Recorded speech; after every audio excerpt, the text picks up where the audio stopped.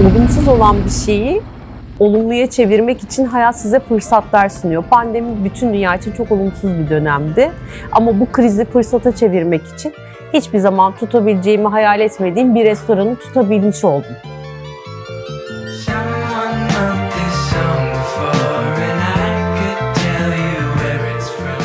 3-5 masa olsun, benim olsun deyip küçük bir restoran ararken böyle büyük bir restoranın anahtarı elimdeydi. Bu o yüzden böyle kötü gibi gözüken bir şeyin arkasından çıkan güzel, mucizevi bir hediyeydi bizim için.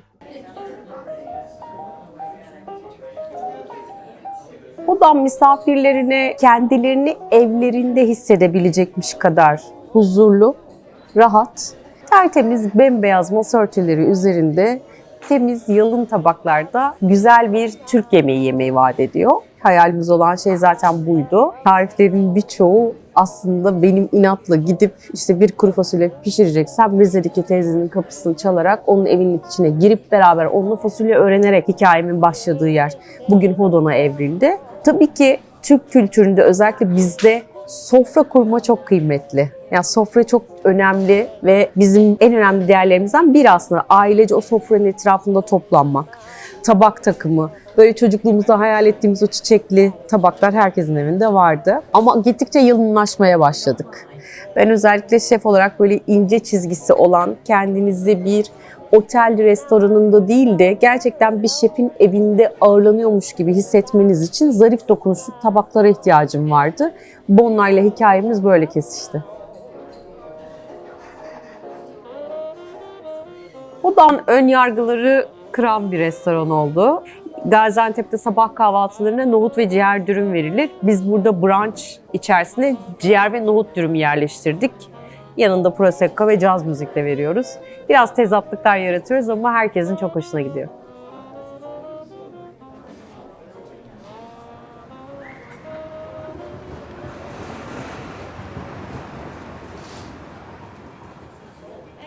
Hodon İstanbul'un en gözbebeği semtlerinden birinde. Bir turist İstanbul'a geldiği zaman herhalde şu İstiklal'i, Taksim'i, Beyoğlu'nu görmeden dönmüyor. Bu kadar İstanbul'u anlatan bir lokasyonda tarihi bir binanın içinde yemek yapıyorsak İstanbul ve Türk mutfağını en güzel haliyle anlatmalıyız diye düşünmüştük. Madem Türk mutfağı yapıyoruz, salçanın Hatay'dan, Antep'ten, baharatların yine Güneydoğu Anadolu'dan, otların Ege'den geliyor olması yemeğin lezzetine lezzet katıyor. Bazı yemekler sosuyla, salçasıyla o kadar zaten güzel ki tabağın onun önüne geçmesini istemiyorum. Bazı yemeklerde inanılmaz lezzetli, üstüne ne koyarsam koyayım güzel gözükmüyor. Çok şık bir tabak bekliyorum.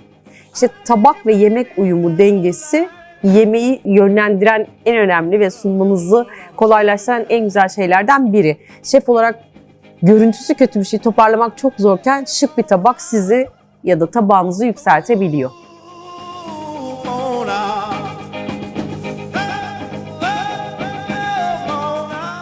Şimdi kahvaltıda brunch'ımız da ödül aldı ve çok değer görüyor gerçekten. Çok seviliyor. Güzel bir brunch burada veriyoruz. Ama işte Türk mutfak kültüründe şöyle sahanda yumurta gelmesi olmazsa olmazlardan biridir. O yüzden şimdi Bonna'nın böyle eskiye benzeyen çizgileri de var. Matlaştırılmış, eskitmiş metal ürünler kullanmaya başladılar. O kadar biz ki.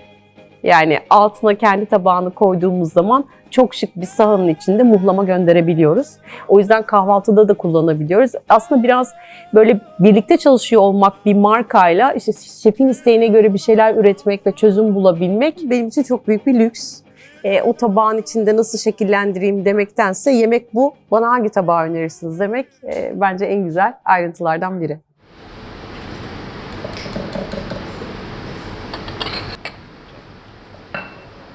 Tabii Çiğdem'in markamızın hem temsilcisi hem verdiği danışmanlıklar vesaire bunlar tabii çok yoğun bir durumda olduğu için mutfağın bütün yükümlülükleri çoğu zaman bende oluyor. Çıkan her tabak bizim kişisel imzamızı taşıdığı için o tabağın kontrolü genel olarak bende oluyor ve benim elimden çıkması gerekiyor. Aslında şöyle bizim için tabak yapmak ilk kafada başlıyor. Kafamızın içinde bir şey oluşuyor ve bunun üzerine koyarak deneme yanılma yöntemiyle bir sürü versiyonlarını pişiriyoruz. baktığınız zaman. Onun birikimi, kafasındaki menüler, hem benim keza gezip gördüğüm, yaptığım yemekler, bunların birleşimi olunca bizim için çok özgün tabaklar ortaya çıktı. Burada da Bonna, o şefin, o restoranın ruhunu yansıtabilecek tabaklar üretebiliyor bu noktada. O da aslında bir şefin kimliğini oluştururken en önemli unsurlardan bir tanesi oluyor Bonna. Aslında Hodan'a baktığımızda gördüğümüz görsel anlamdaki en büyük nokta çabasız bir zarafette olması. Ben Bonna tabaklarında da bu izlenimi çok görüyorum. Bu benim kişisel görüşüm. Ama bir işletmeci olarak da Çiğdem Şef bu anlamda çok acımasızdır. Yani pek maliyetleri düşünmez. O tabak en iyi şekilde nasıl misafirin önüne sunulacaksa öyle çıksın ister. Tabii hesap kitap işi bende olduğu için ikisinin dengesini Bonna ile birlikte Hodan'da çok iyi yakalayabiliyoruz. Diğer taraftan salonda bu zayiatlar da çok önemli tabii ki. Sağlamlılığı, dayanıklılığı, zarif bir çizgide olması bizim için Bonna'yı vazgeçilmez kılıyor. Tabii ki şimdi estetik kaygı okey bir yere kadar ama restoranda istif de çok yer kaplayan ve hacimli tabaklar size zorluk çıkaran bir durum oluyor. Bu konuda istiflediğimiz zaman az yer kaplaması ama en önemlisi bu kadar ince, yalın işte bir kadın çizgisi dedik ya, bu incelikte dayanıklı olması da çok kıymetli. Çünkü kenarı minicik çıtlasa o tabak bizim için çöp, artık misafirin önüne koyamayacak gibi oluyor. Bu sebeple Bonna'dan çok memnunuz. Bizi yarı yolda bırakmadığı için. Teşekkür